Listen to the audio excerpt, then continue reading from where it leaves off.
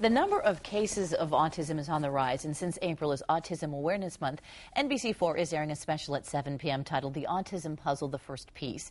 As a preview to the special this evening, Dr. Angela Denny and Melissa Bacon from the Autism Society of ASA-Central Ohio Chapter join me this morning. Ladies, welcome.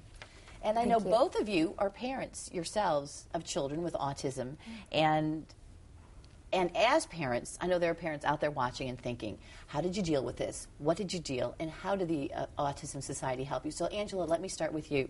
Early diagnosis, everyone talks about that being very important. Is it true?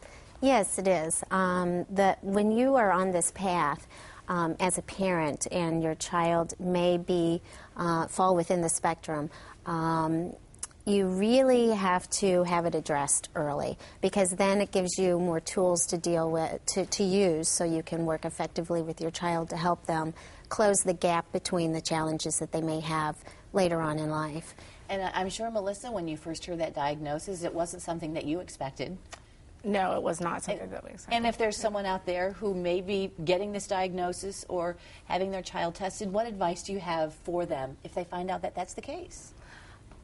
My advice would be that I'm sure it's very overwhelming right now for them, but they need to know to begin immediately to reach out for services and to get help and try to seek out professional help. The earlier they can get started with their child, the more improvement that they can make, and the more confidence and empowerment they can feel as parents, which will ultimately help their relationship with their child. And knowing other parents like you who are in the same situation has to be very helpful. And that's what ASA is, isn't it, Angela? It's a grassroots organization, mainly of parents. Yes, it actually started over 40 years ago. So it's kind of the grandfather of advocacy for the folks with autism spectrum disorders. And but the focus has been the support. And I think one of the main values of this group is it's comprised of a lot of parents that have been on this path.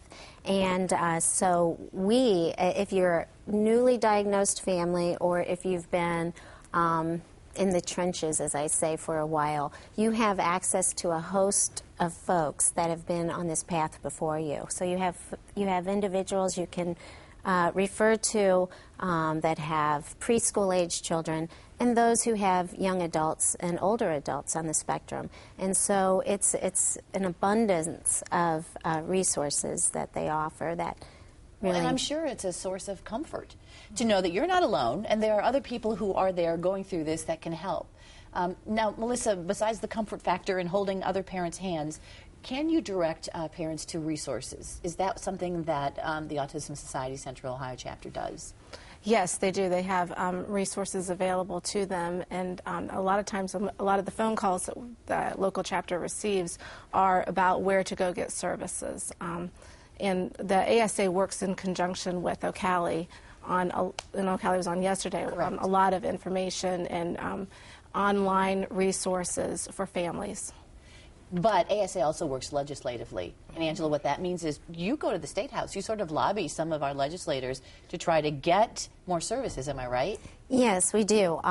Based on what the needs-based is at the time, different bills have been introduced that help empower the families and so that they can provide effective treatment and interventions for their children to help, again, close that gap so that there's greater independence the older they get. And that's very important because it doesn't stop. And I know that we talk about the first piece tonight in this special, and that is about early diagnosis, and there will be follow-ups, because when we get to that transition age, and that's where you say they're into adulthood, that's where it can become really sticky. And I know, Melissa and Angela, I don't know who wants to take this question, that's really your next step.